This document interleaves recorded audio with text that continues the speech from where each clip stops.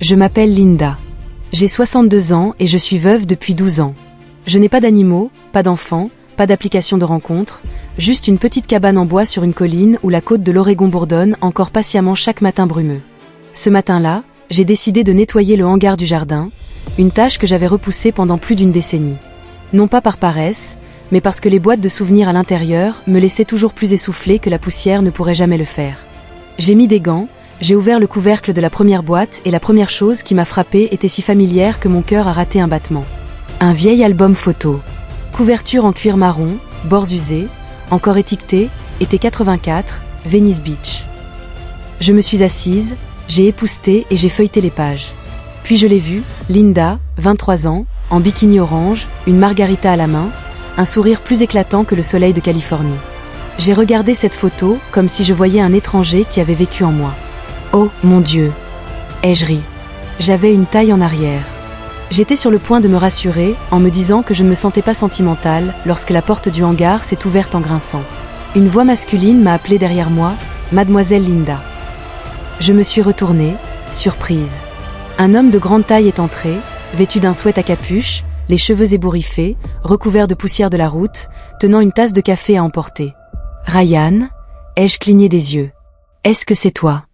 « Oh là là, d'où viens-tu, Ryan ?» C'est le neveu par alliance de mon défunt mari. La dernière fois que je l'ai vu, c'était à l'enterrement. Il avait 23 ans, venait tout juste d'obtenir son diplôme et portait encore des lunettes. Maintenant, il en a 28, plus mince, plus élancé, et son sourire est toujours le même.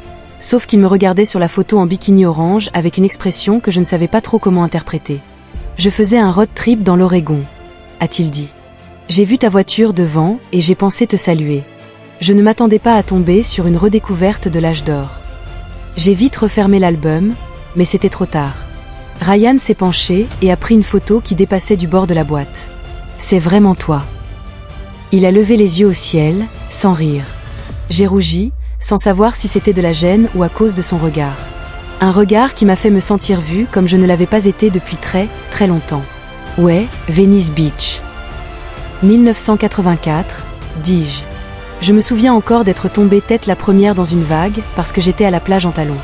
Ryan a ri, puis s'est assis par terre à côté de moi. « Étais-tu folle ?» ?»« Non, répondis-je.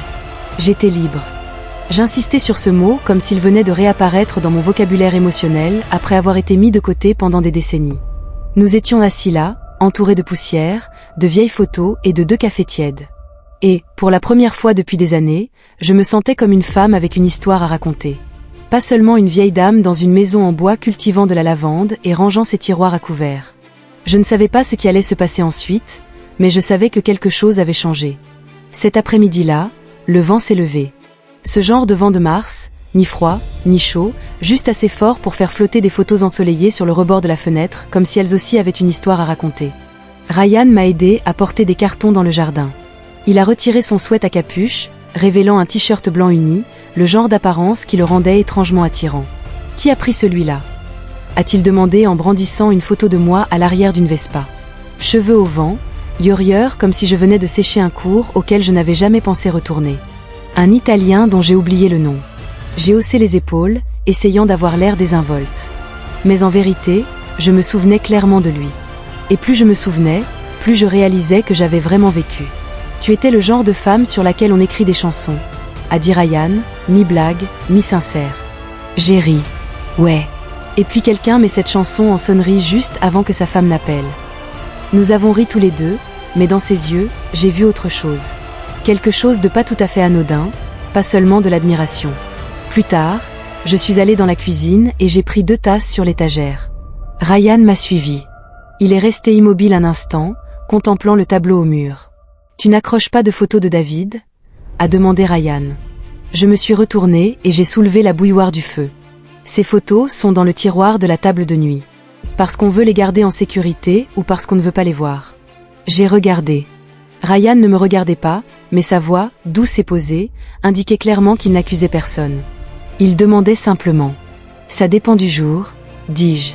Certains jours, il me manque. D'autres jours, je préférerais oublier, juste pour respirer un peu mieux. » Silence. L'air de la cuisine se raréfia comme si même la bouilloire hésitait entre siffler ou rester poliment silencieuse. Je posai les tasses de thé sur la table, puis m'assis en face de Ryan. Je n'ai jamais eu d'enfant, mais si j'en avais eu, ils auraient probablement à peu près ton âge. Ryan leva les yeux. « Je sais, dit-il. Mais je ne t'ai jamais vue comme une figure maternelle. » Je retins mon souffle. Cette phrase n'était pas un aveu, mais elle brisa toutes les barrières qui séparaient silencieusement deux personnes sous le même toit. Nous ne dîmes rien d'autre, mais nos regards s'attardèrent suffisamment longtemps pour savoir que nous ne pouvions plus faire semblant. Dehors, la lumière baissa. Je me levai, marchai jusqu'à la fenêtre et contemplai la lavande du jardin, déjà en train de s'estomper. Je pensais que si jamais j'avais une autre chance dans la vie, je choisirais de la vivre avec moins de prudence, disais-je. Pas plus sage, juste plus sincèrement. Je ne me suis pas retournée. Mais je savais que Ryan écoutait, pas seulement avec ses oreilles, mais avec cette rare intuition que les jeunes hommes cachent habituellement jusqu'à ce qu'ils soient suffisamment silencieux pour toucher quelque chose de plus grand qu'eux. Cette nuit-là, Ryan ne partit pas. Il a déroulé son sac de couchage sur le porche, juste assez près pour entendre la mer au loin et le bruissement des aiguilles de pin effleurant le toit en tôle. Je suis restée seule dans le salon. Une douce lumière jaune a illuminé la photo que je venais d'épingler au mur. Moi, vêtue d'une courte robe blanche, debout au bord de l'océan, souriante, seule et suffisamment radieuse pour n'avoir besoin de personne à mes côtés. Je me souviens encore de cette sensation cette nuit-là, ni endormie, ni fatiguée, mais ne voulant plus rester éveillée pour quoi que ce soit en particulier. Je suis restée assise sans but sur le rebord de la fenêtre. Dehors, sur le porche, Ryan était allongé dans son sac de couchage. Le clair de lune, éclairé par ses cheveux, projetait une étrange lueur. Assez étrange pour me faire réfléchir. Étais-je en train de regarder un homme ou une version de ma jeunesse que j'avais, d'une manière ou d'une autre, laissée de côté? La brise nocturne n'était pas forte, mais elle suffisait à me faire resserrer un peu mon cardigan. Je me suis préparé une tasse de tisane à la camomille, et sans réfléchir, j'en ai versé une seconde. « Tu es encore debout. » La voix de Ryan parvint de l'extérieur. Ni forte, ni précipitée. Je n'ai pas répondu tout de suite. J'ai juste pris la deuxième tasse et j'ai ouvert la porte vitrée. « Camomille, ai-je dit. Ça n'aide pas à oublier, mais ça aide à se reposer. » Ryan s'est redressé et a pris la tasse. Ses doigts ont effleuré les miens, pas électriques, mais résonnant d'une manière que je ne parvenais pas à nommer. Comme entendre son propre cœur battre, un peu plus fort que d'habitude. « Tu t'assois toujours près de la fenêtre comme ça ?» a-t-il demandé. Seulement quand j'ai l'impression de ne plus être jeune, mais pas assez vieille pour arrêter de me poser des questions. Ryan a ri. On dirait la première phrase d'un best-seller de philosophie. Oui, le mien ne s'est pas vendu, mais les pensées étaient réelles. J'ai souri. Nous nous sommes assis sur les vieilles marches en bois, nos mains se taquinant entre nous comme une frontière aussi délicate qu'un pétale séché. As-tu déjà pensé que Ryan aurait demandé doucement si nous nous étions rencontrés dans d'autres circonstances? Aurais-tu pu ressentir quelque chose pour moi? Je me suis tournée vers lui. Te poses-tu la question de manière hypothétique? Je te demande si je n'étais pas moi. Je suis restée silencieuse. Cette question semblait simple, mais à l'intérieur se trouvait un canyon, et je savais que si j'y mettais les pieds, je ne pourrais pas en ressortir sans y laisser une partie de moi-même. Je n'ai pas répondu. J'ai simplement baissé les yeux vers mes mains, les mêmes mains qui avaient tenu celles de mon premier mari lors de notre cérémonie dans le jardin, à 24 ans. Et ces mains avaient autrefois tremblé en signant les papiers du divorce après 31 ans d'un mariage où personne n'avait tort, juste plus rien à tenir. Tu sais, ai-je dit lentement. J'ai cru autrefois n'avoir besoin de personne. Non pas parce que j'étais forte, mais parce que j'étais fatiguée. Ryan n'a pas parlé. Il a juste hoché la tête. Son thé était encore chaud, mais sa main s'était posée silencieusement sur le bord de la marche en bois, à quelques centimètres de ma jambe. Puis j'ai expiré. Parfois, un léger contact suffit à vous rappeler que votre cœur bat encore et cherche peut-être encore une raison de ne pas vous endormir complètement. Nous sommes restés assis ainsi un long moment. Pas un mot, juste le ululement d'une chouette perchée sur le vieux pin, une seule fois, comme si elle sentait que ce moment n'était pas de nature à être interrompu. Je me suis levée. J'entre, ai-je dit. Si tu rêves de quelque chose d'étrange ce soir, rappelle-toi que ce n'est pas la faute de la camomille. Je me suis retournée pour partir, mais j'ai entendu le rire discret de Ryan derrière moi. Et dans cette seconde fugace avant de rentrer dans la maison, j'ai pensé que si ce soir était le début de quelque chose, au moins cela avait commencé par un silence aussi beau. Je ne me suis pas endormie tout de suite cette nuit-là. Ni à cause du café, ni à cause du thé, mais parce que mon esprit était encore sur cette véranda, retenu par un regard qui me donnait l'impression de ne plus être invisible. Le lendemain matin, je me suis réveillée plus tôt que d'habitude. J'ai préparé une cafetière fraîche et 2 tartines beurrées avec le miel préféré de Ryan. Il avait dit un jour que ça avait le goût des souvenirs d'enfance, mais sans les caries. Il est entré dans la cuisine à 8h45, les manches retroussées sur sa chemise boutonnée, ce genre de beauté accidentelle que certains hommes arborent sans même essayer. « Tu t'es levé tôt ?» dit Ryan d'une voix encore un peu rauque. Je souris. Il est difficile de trouver le sommeil quand on est encore occupé à ruminer les questions étranges d'un jeune invité. Ryan leva les yeux. « Te souviens-tu de cette question si difficile à oublier, comme le miel ?» lui répondis-je. Il s'assit et prit la tasse de café que je venais de servir. Nous prenions notre petit déjeuner en silence, mais ce n'était pas le genre de silence qui s'installe entre 2 personnes à court de mots. C'était le silence de 2 personnes conscientes que quelque chose était en train de changer entre elles. Je me levai pour prendre les assiettes et, à ce moment-là, Ryan se leva également pour saisir le pichet d'eau. Sa main effleura la mienne. Involontaire, inévitable. Juste un instant qui aurait pu sembler simple, mais je savais que ce n'était plus le cas. Ma main s'attarda une seconde de trop. Nous étions assez proches pour que j'entende sa respiration, douce mais régulière. « Ça va ?» demanda Ryan à voix basse. J'hochai la tête, mais c'était le genre de hochement que l'on fait pour apaiser son propre rythme cardiaque. « Quelque chose est en train de changer, n'est-ce pas ?» Il continua sans quitter mes yeux. J'esquissai un léger sourire. « Peut-être, mais je ne sais pas comment l'appeler. »« Tu n'es pas obligé de le nommer, » dit Ryan. « J'ai juste besoin de savoir. » Tu ne le nies pas. J'ai retiré ma main, pas brusquement, juste en me reculant doucement. Il vaut mieux que tu partes tôt aujourd'hui. C'est une belle matinée. Ryan resta silencieux quelques secondes, puis hocha la tête. D'accord, mais tu sais que je ne suis pas stupide, n'est-ce pas? Je le regardais, prête à lui lancer une réplique taquine comme je le faisais toujours. Mais je ne pouvais pas, car ce regard dans ses yeux n'était plus celui d'un garçon plaisantant avec sa belle-mère. C'était celui d'un homme qui voit une femme comme une femme. Il sortit. Je me tenais dans la cuisine, les doigts posés sur le bord du plan de travail. La seule chose qui me ramenait à la réalité était la douce lueur jaune de la lumière. Un doux rappel. C'est le jour. C'est réel. Mais je savais que quelque chose venait de changer et que je l'avais laissé changer. Ce soir-là, la température baissa. J'enfilai un pull, m'assis dans le salon avec un livre, mais mes yeux ne parvenaient pas à suivre une seule ligne. La petite maison en bois sur la colline était si silencieuse que j'entendais le vent s'infiltrer par l'encadrement de la fenêtre. Puis, des pas légers. Ryan. Il entra dans la pièce, tenant une tasse en céramique d'où s'échappait de la vapeur. J'ai préparé du thé au gingembre pour nous 2. Tu es encore réveillé, n'est-ce pas? J'acquiesçai, pris la tasse, la tenant à 2 mains, non pas parce que j'avais froid, mais parce que je ne savais pas où les placer. Il s'assit sur la chaise en face de moi. Pendant quelques minutes, nous restâmes silencieux. Puis Ryan parla enfin. As-tu parfois l'impression qu'il y a des moments où tu sais qu'il ne faut pas les prolonger, mais veux-tu encore tenir un peu? Je le regardai. Tiens-toi-y. Pourquoi faire? Il sourit doucement.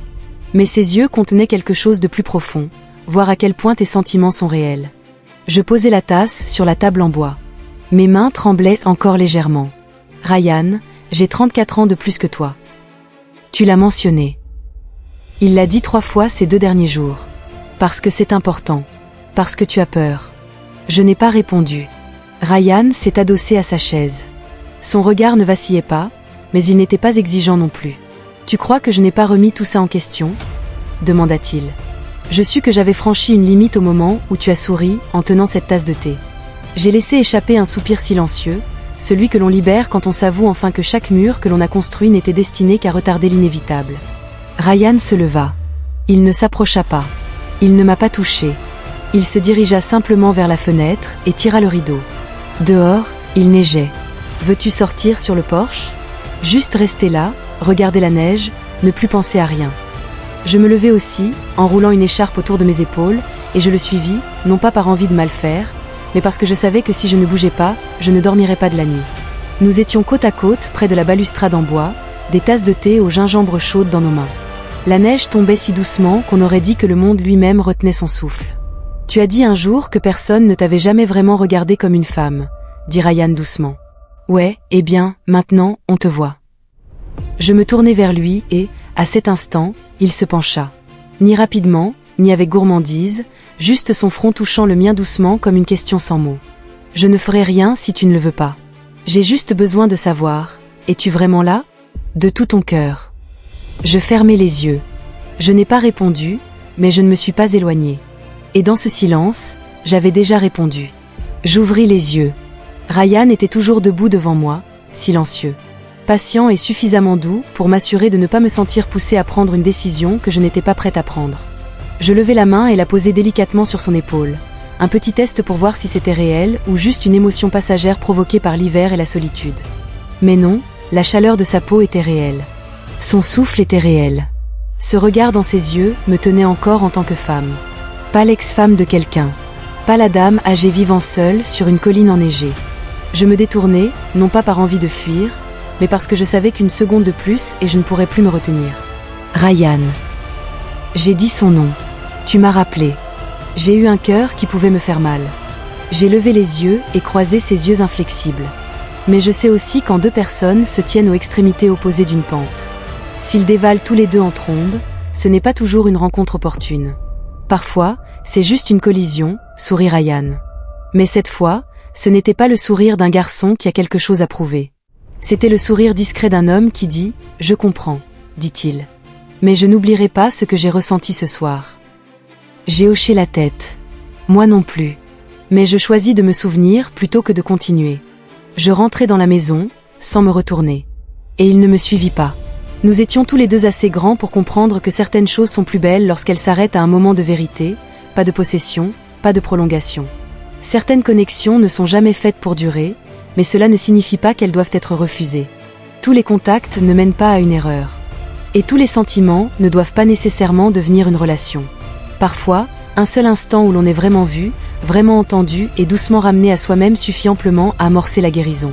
Si vous avez déjà vécu un moment qui vous a coupé le souffle, incertain si c'était mal ou simplement le moment le plus sincère que vous ayez jamais ressenti, laissez un seul point ci-dessous, non pas pour expliquer. Juste pour nous rappeler que nous ne sommes pas seuls. N'oubliez pas de vous abonner si vous souhaitez continuer à cheminer aux côtés d'histoires vraies, matures, réfléchies et profondément humaines. Et si vous connaissez quelqu'un pris entre la raison et l'émotion, partagez cette vidéo avec lui. Parce que parfois, la bonne histoire au bon moment est ce qui nous empêche d'aller trop loin et nous aide à vivre un peu plus.